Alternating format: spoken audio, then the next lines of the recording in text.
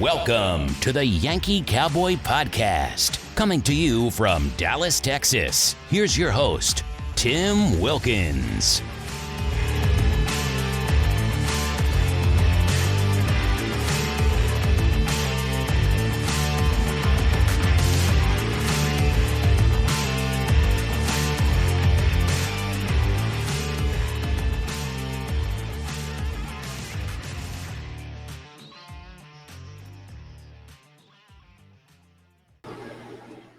Ladies and gentlemen, welcome to another episode of the Yankee Cowboy Podcast. Today's edition of the podcast, we're doing something new and exciting.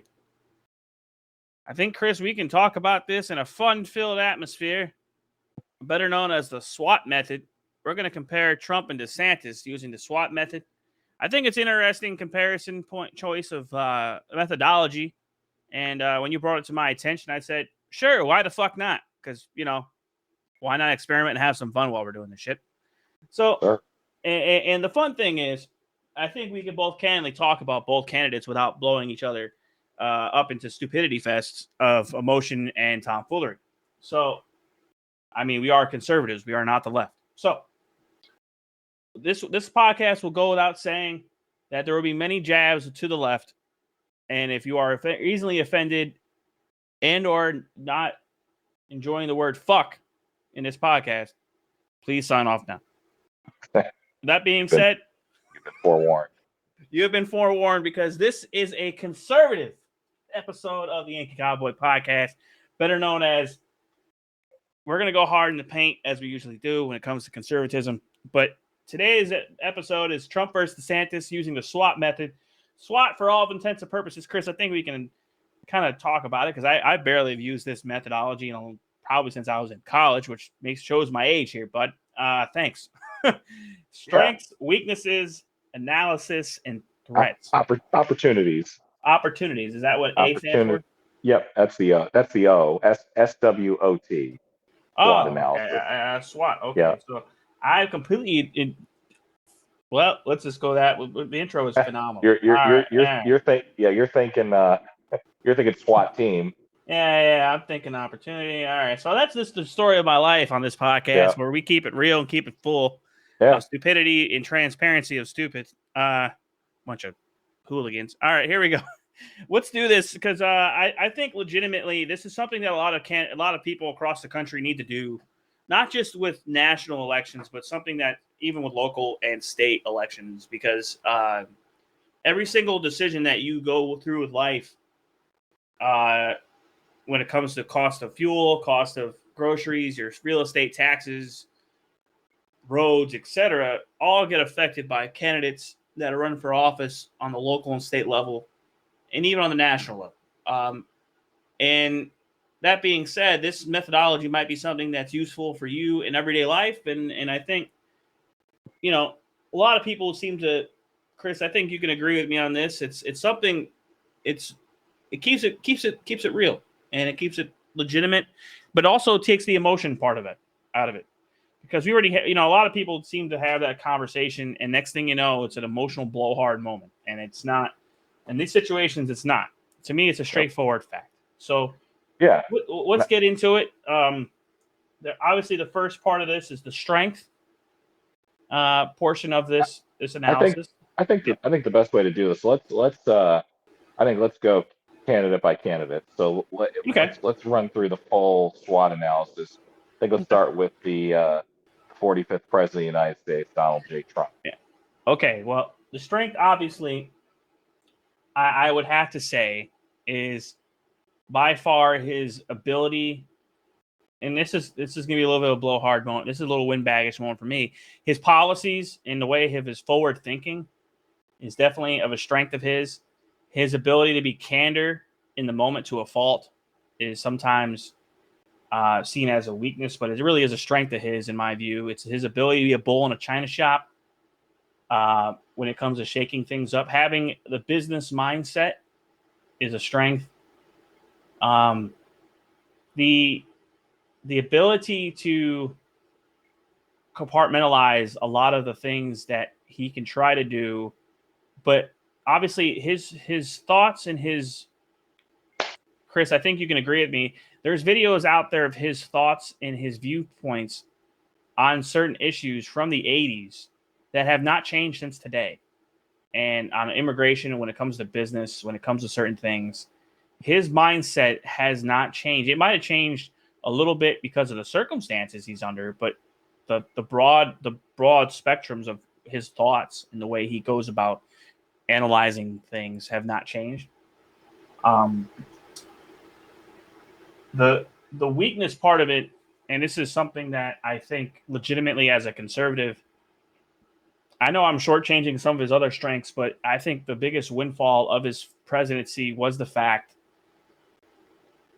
of his diplomacy and his policies. Now, those are his core strengths, and I think legitimately, if people can sit here in this past weekend, they saw him congratulate Kim Jong-un, I think that was more of a parody and or get a rise out of somebody than it is to actually congratulate someone. I think the diplomacy part of it is the Abraham Accords. I think by far is arguably one of the greatest diplomatic scenarios in the modern era when it comes to diplomacy, and it's almost arguably the same as the Gorbachev and Reagan. And we can discuss about that later on, but his weaknesses is unfortunately, and I hate to say this to him straight to his face, but it's his personality, and it's his ability to not.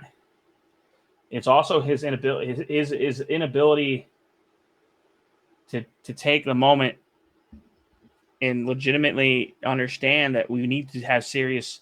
There's times where he's serious, but when he's on, he's on, and when he's off, he's off. If that makes sense to a lot of fans and a lot of people that watch politics. When he's doing the same blowhard speech and he sounds windbaggish, it's his personality that drives people insane. It's not his inability to be candid. It's his ability to just say whatever the fuck he thinks and let it rip, and he doesn't care. That's sometimes a weakness to a fault. Like for example, a weakness is nicknaming Ron DeSantis DeSantimonious and going after Kayleigh McEnany in the last month arguably is his biggest weaknesses, because Kayleigh McEnany, I don't take anything away from her professionally, but not a good look for him. Opportunities, I think he needs opportunity-wise, and there's some weaknesses as well, and I'll kind of go to the last part, and it's the threats. But the weaknesses also is his legal battles. Trump has some serious uphill legal battles here that some can argue are political in nature, but they're still political battles, and they're also, I think, Chris, you can agree with me on this, they're distractions. They're distractions from the American people. They're distractions to the entirety of the primary process. The opportunities for him as a candidate is to legitimately say to the American people, I said this, and this was going to happen, and I did not lie to you. All of it happened. I'm sorry COVID happened, and I don't want him to be apologetic when it comes to COVID, but I think he needs to legitimately own up. Not that he did anything wrong with COVID-19 and the response to it, but to say to people, I acted based on the information that I was given. And this goes back a little bit. I can go back to the weakness part of it, is that he allowed some of the bureaucratic people of the swamp to kind of drain him down a little bit in his presidency. And his biggest mantra during the 2015 campaign was that he was going to drain the swamp. In reality, what he did was embolden it. And that's his biggest weakness, really, is that every time that he thinks about running for something or his family's involved in something, it basically enrages the swamp and basically gets them up in arms. That's his biggest weakness that he has, is that the swamp doesn't want him because they're afraid. He's the biggest shaker and mover when it comes to personality and things of that nature. But the opportunity there, in my opinion, is policy. domestic policy, obviously, you can revigorate the domestic energy front again, get that back to square one, to independence again. The diplomacy side, I think a lot of the diplomatic things that he did were very, very, very instrumental for peace around the world. Before the Ukrainian situation with Russia and things along those lines, which arguably is a difficult task to begin with any president, because you're trying to stay outside of that particular, situation, but you're doing a proxy war is what he's basically doing. What the administration has done, the Biden administration has done, is basically fight the Russians and the Ukrainians in a proxy war, and it's really something that diplomatically, if Trump was involved, it probably would be over here in the first 3 months that it happened. And a lot of people don't want to own up to that conversation, but it's reality. The energy factor, the use of energy with the Europeans would have been a very strong focal point in negotiations with Putin, and would have crippled him if we were actually energy independent and weren't reliant on the Saudi Arabians and the Middle Eastern countries when it comes to energy.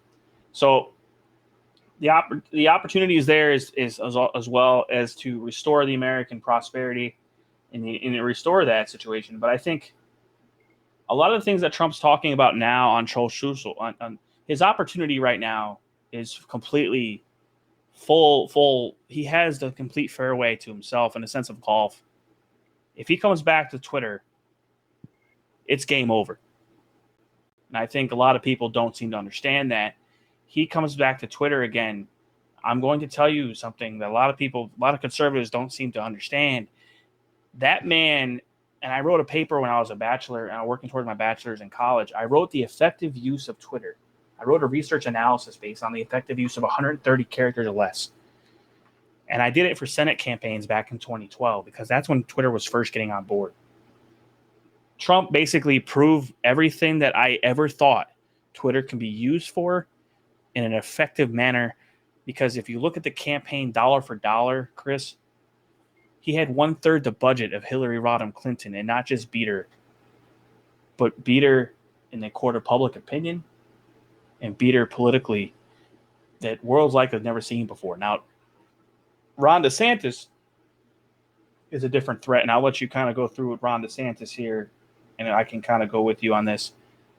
And I want to hear your thoughts on the threat. The threat's really, in my view, is he has to, and the threats is the last part about this, and I think this is probably the most challenging one for Trump, is we all know about his legal battles. But really, the threats that he has against him is Ron DeSantis as a younger candidate who basically has the personality of a what we like to call a smush or a rhino. He has a personality of a rhino when it comes to talking amongst other Republicans. He doesn't go after other Republicans. He goes after liberals and the media. It's a unique challenge. But I don't trust Ron DeSantis because of one simple fact, and I've discussed it earlier on this podcast episodes. You can look back into it. None of the policies that we just discussed in this analysis of Trump, not one, I don't think one can be compared to DeSantis when it comes to his own independent, arbitrary thought process in national policy, also foreign policy. Trump has something unique that a lot of people don't seem to get. He's just a man that is what he is. He's a beast politically. Also, I hate to say this to everybody, the threat that he has a lot of people is he has. Chris, I don't know how else to put it to people. People always ask me, why do I support the 45th president, more than anybody else in my lifetime? The threat to the rest of the American people that Trump has is that his ability to get things done. They never seen that kind of shit before. Politicians, they give them their blowhards and they're all about talk and no action. Trump was a threat to the swamp and the Washington establishment. So, and Ron DeSantis, listen, I don't discredit his ability to govern a state the size of Florida. I question his ability to govern the nation. There's a distinct There is a distinct difference, ladies and gentlemen, between governing a state and governing the country. And I'm sorry, I've seen this act once before with the President of the United States, the 45th and soon to be the 47th President of the United States, Donald Trump. I've seen it once, and I'll bet money, if you ask me to go to casinos across this country, I'll bet on Trump again because I know he can do it again. Chris, I'll let you go do the governor of Florida. And if you want to add anything to the Trump analysis, feel free. Yeah, no, I mean, I think you were spot on with a lot of it. I think I'll run through it real fast. I think obviously a strength for Trump is obviously he literally sat in the Oval Office. So he understands, but I think he'll have a better understanding. I mean, people forget, obviously, he was, a newcomer to politics per se. And, on his first attempt running for office, he's voted as the president of the United States. So, I mean, that can't get any bigger than that. I think you hit the nail on the head in terms of weaknesses. Obviously, the legal stuff he's fighting, albeit a lot of it being politically motivated and charged. But, ultimately, they're going to try and find any way they can to distract the American people away from voting for President Trump and make him so toxic that people wouldn't vote for him, and/or people would it'd be difficult for him to find people to come work for him in another administration. I think the opportunity, obviously, and you talked about it well, obviously his legacy. His legacy as the 45th president was obviously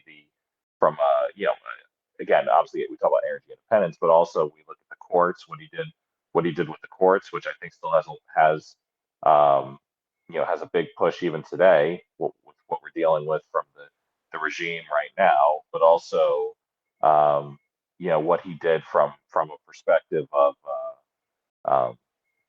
obviously foreign policy. I mean, we talked about as well things that were thought of to like, for example, moving the embassy from Tel Aviv to Jerusalem. People thought that was how many administrations had said they were going to do it and never did it, and he, by golly, did it. So you look at, and I'll say this, dude. I don't mean to cut you off. I do apologize for not mentioning the courts, but I think the courts are probably the biggest strength that he has. But that's just Yep.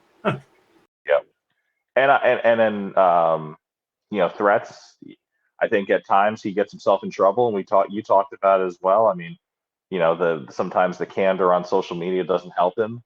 The attacks don't help him at times. I think when he sticks, I think there's times he's got to be himself, but there's also times where you got to be more, you got to be more locked in on messaging. And I think sometimes when he gets too far off on messaging, he gets himself in trouble. I thought that his performance in that CNN town hall, that was what people fell in love with President Trump for in 2015, 2016. That was classic. That was what we like to see of him. And this is a personal thing of mine. I think one thing, and I hope that he does do the debates, but I think if he skips out on the debates, that's I think that's a big issue if he skips out on the debates. We know that the moderators are biased. We know that it's going to be, one against, everybody against him. But when it comes down to it, this is, he's one of these, he's a gamer. He's got to be a gamer at this point if he wants to for sure easily lock down this nomination, which obviously the polls have him in great shape right now. But if he's trying to appeal himself back to the larger base, which obviously he needs to, and pull some of these moderates in, if he can have strong debates, I think there's no doubt about that'll only help his case. So I think that if he does skip out, that's a big mistake in my opinion. That's kind of my quick SWOT analysis. So yeah, if we want to move on to the governor of Florida, I think that would be we can do that. Yeah, want me to kick it off? Yeah, I was gonna say you can do DeSantis. I will say that, and before we go to DeSantis, the situation with the debates, I think, is difficult to talk about because I know if you ask him if he wants to go up there and argue with about 10 people, he'll fucking tell you absolutely. But the problem that he has is if he's not getting out to the voters, enough, in my view, he'll do the debates. I think it's a matter of how much exposure he has to the voting, the voting in what the voting group entirely. Like when you're talking about the general, I think he does the debates in the general. I just don't know. And I think sincerely, I think before the year is out, he is back on Twitter. And I'll let you go with Ron DeSantis here, but I think I agree. I think it'd be he's got to use every tool in the arsenal. I agree. No, there's no doubt about it. I know, obviously truth is very near and dear to his heart, but yeah, he's got every single tool and outlet that he can use to sway voters. He's got to use it. You can't be so proud that you don't use everything that's in your arsenal. So. But yeah, getting to DeSantis, I think a strength of his is obviously I think his age. I think his age. I think his demeanor. I think when you look at him and you say like, what's kind of the quintessential American, the quintessential American family. You look at Ron and Casey DeSantis and their kids, and you say that's kind of what the typical American family looks like. I think that's a strength of his. Obviously, from what he's done in Florida and taking a really a swing state, 3-4 cycles ago and really turning it very, very red. I think that and I think the challenge I have with the fact that they both start attacking each other. Yes, has DeSantis governed really well in Florida? Yes. Did Trump help push him over the line? Yes. There's no doubt about it that both guys played a role in him winning in Florida in 2018, and then also DeSantis carrying the torch into a huge, easy reelection victory in 2022. I think a weakness of DeSantis is foreign policy. Maybe this is me.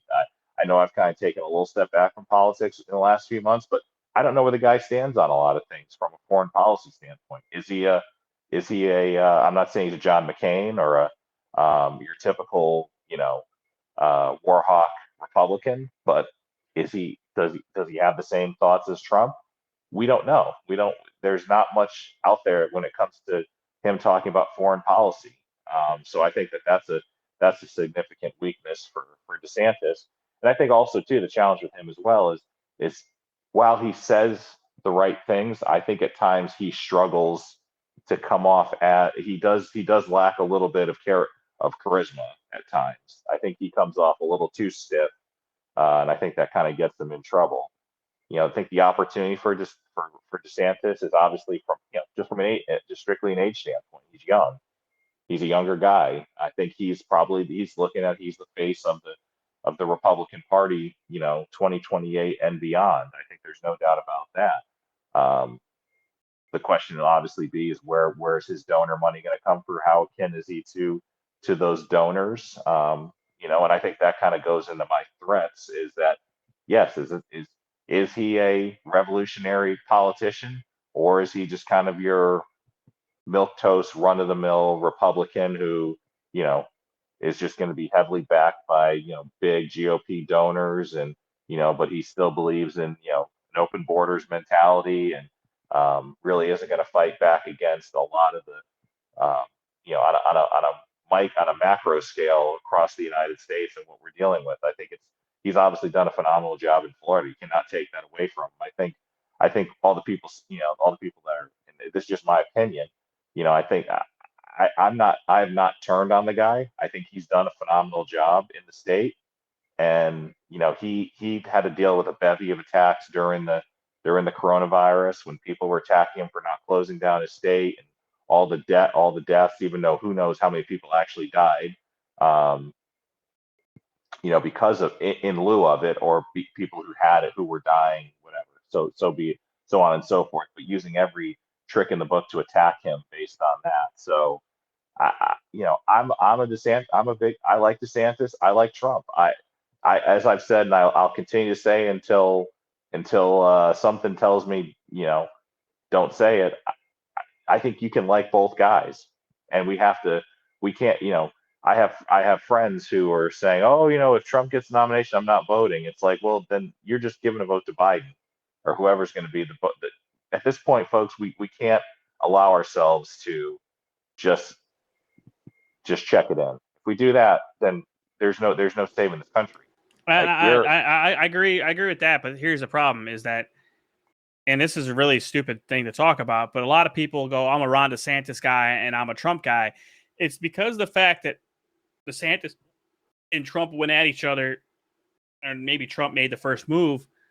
The voters are going into their own separate corners, and instead of being a very organized group pushing towards the fight against Joe Biden.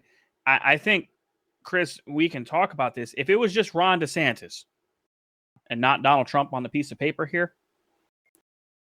this is not even worth a conversation at the breakfast table. It's a done deal. If that makes sense to you. Yeah, I agree. It's the fact, and it's the fact, I don't discredit, and I mean this sincerely with a lot of grace, with a lot of pleasure. I don't disgrace Tim Scott. I don't hate Mike Pence. I don't hate Mike Pompeo. I have a little bit of disdain towards Nikki Haley, but I'm sorry. Chris Christie can stay the fuck on home. I agree with that. Keep his fucking fat ass back in the house. Sorry, but keep his large perplexity at the house. Him and George Conway could stay at the house together and have a good fucking D&D night. Who knows? But Chris, I think the threat. What is the threat though with DeSantis? What is the threat? That he's a milquetoast rhino. Is that the threat? Yeah, I think is he just another George W. Bush, or is he a Jeb Bush? Is he a John McCain? Is he just yeah. I mean, the line that you said earlier. This is the sucky part about this. The line you said earlier about just a rhino taking checks from the big donors. Arguably, that's what he has already done. Exactly. He's taken some of the largest RNC donors' money already. And what I am getting at with a lot of people that I talk to about this stuff, and they don't hate him. They don't hate DeSantis. They don't have any disdain towards Trump. They appreciate, there's some people that just don't like Trump because of personality differences, but that's your own right to have a difference of opinion. Just watch Tim Scott on The View today. Just watch Tim Scott on The View in general. The way he handles that entire room is a way of showmanship in a way that matters, that more people need to take a lesson to. But it's the fact of the matter is DeSantis has not shown himself on policy. He thinks that he can just run. And this is the unique part about it, one of his weaknesses. I think he thinks he can just run on what he's done in Florida, which a lot of the things that he did well in Florida, you can take nationally to the states that he work in the primary season. The problem is, this is the crazy part, is you can't because the bureaucracy is there. A lot of the things that he is doing in Florida, he has what we like to call basically all three houses of the entire government are the Republican Party. And so the judiciary, the governor, and the legislature is all Republican in Florida. It's one of the super majorities. There's only a few super majorities in the entire country. So that's not the reality of the country, though, Chris. And I think a lot of people don't realize this, but the country is more moderate than a lot of people think. No, you're right. That's a very good point. And the fact of the matter is, if you put DeSantis in there, yes, he may garner moderate vote, but he is a milquetoast candidate if he can't convey thought to the middle ground and to both parties. Okay, you're never going to please everybody in politics. It's just the nature of the beast in this game. But let me tell you something. When the conservative like myself says to you, "What do you stand for?" and I can't find it, you have a campaign problem. Especially some of these big, but by the way, Chris, not to go on a tangent here, but as soon as DeSantis ran or announced his candidacy on Twitter, which failed miserably because, someone didn't do a fucking IT check. What bothered me the most was my timeline blew up with a bunch of people for voting DeSantis. It was everybody, every big old conservative punditry that went DeSantis was all over my timeline. It was everywhere. It was like they paid for it. I was like, are you serious? Like, I don't want to read this shit. I don't want to care about you sending me video or posting videos of all the campaign stops and all this other bullshit. That's none of my business. Because what DeSantis does in states that are not mine is not my business. Until he gets his ass to Texas and does a rally that holds 20,000 people, not once but twice, and sells them out, he is not my candidate for the presidency of the United States. And he cannot do that. So, because there's only one man that can. And I'm not saying I'm in the wagon of Trump all the time, but until Ron DeSantis shows me something other than being, Chris, you can get a kick out of this. If you don't want to, that's fine. But until the man shows me his foreign policy situation on NATO, on Ukraine and Russia, and formulates a plan. Now, you don't have to give me the piece by piece, fucking point by point. I don't need a fucking 30-slide presentation on it, on how you're going to do it. I just want you to give me the base foundation of how we're going to do this. Okay, how are we going to get back to energy independence? How are we going to do this? Actually talk about the issue. Energy independence. Don't give me some blowhard 2-minute fucking factoid. Give me the facts and how we're going to do it. Trump did that. That's the scary thing about Trump back in 2015. If you actually watch his fucking rallies, he would spend time and draw it out. Not to say, I want to build that wall. No, he talked about it. I'm going to hire these guys. I'm going to do this. I'm going to cut it down. Like, it was comical to a certain degree, but he talked about it. Like the logistics of it. As a logistics guy like myself, you like to hear about the weeds of shit. And I'm sorry, but DeSantis, you're right. I don't disagree with him as a person. He's great. He's 30 years younger. His time will come. His time will be there. Casey and himself have raised a great family. I just think that right now is not the time. And I agree. And there's only one man, in my view, that can fix the stupidity of what Joe Biden has done to this country. Because guess who fixed it when Obama screwed it up? Yeah, Trump. If it's someone you want to fix her, you go with the man. And I understand that people may not like that personality difference, but I know we're getting close to the end here, but yeah. Another thing too, I heard someone say they're like, the reason why Trump is the best candidate is because he's actually crazy enough to go in there. There's a lot of them Republicans. Let's be real. A lot of them Republicans may say that they want to, I'm going to use a Bill Clinton term, the era of big government is coming to an end. But how many of them are actually going to go in there? How many of them are actually nuts enough to do it? Donald Trump is crazy enough to go do it. Well, I wouldn't necessarily call him crazy in that sense. I think sometimes one of his weaknesses is sometimes loyalty to a fault is a bad thing. But the situation with the North Korean dictator was my eye-opening experience for his presidency, because they thought the man was stupid. Thought the man was just talking shit, talking out of his ass, and he was going to go talk to him. More people have died, ladies and gentlemen, for crossing that line that they walked across in this world. People have died walking across that line. That man just goes, hold my beer, motherfucker. Well, remember, fire and fury. And everyone's like, he's going to get us all killed. Well, that didn't happen. And that's where I think, and I talk about it, part of my strengths was his diplomacy and the Abraham Accords. And those Abraham Accords have actually fallen apart because of Biden.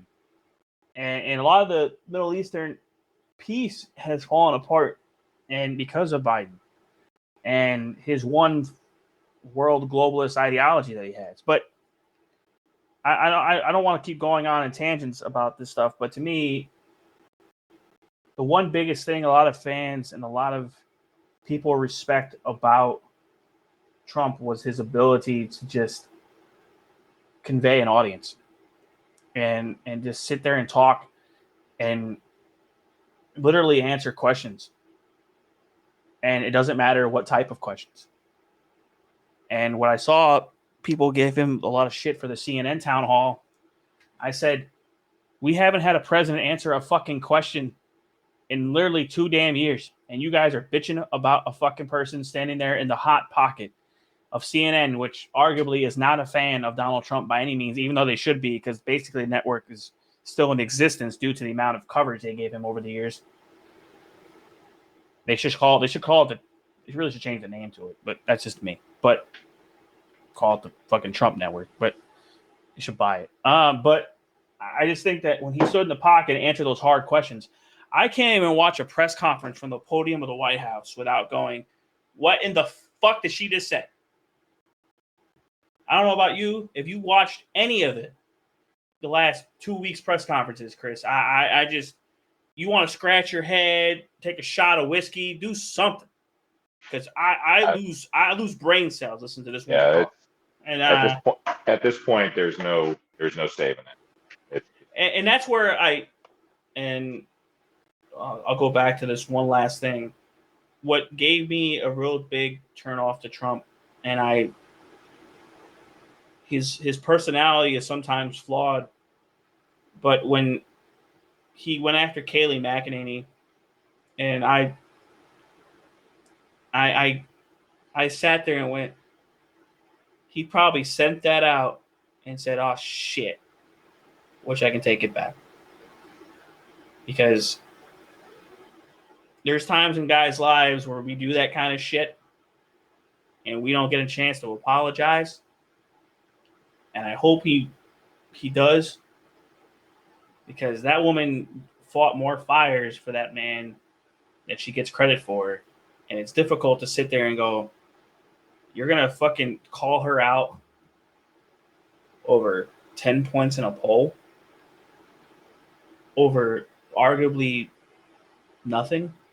And I was like going, is it because she's getting Tucker's spot? Is it why would Trump go after Kayleigh? Why would one of the most loyalist person to a fault that Trump had in the wheelhouse? If you watch another thing, Chris, I'm not sure if you noticed on Twitter. We're gonna wrap this up here in a second. But a lot of the DeSantis people now that work for DeSantis are all former Trump people. And yeah, and it's kind of scary. Like, and a lot of them obviously are taking the check. You know, I get it.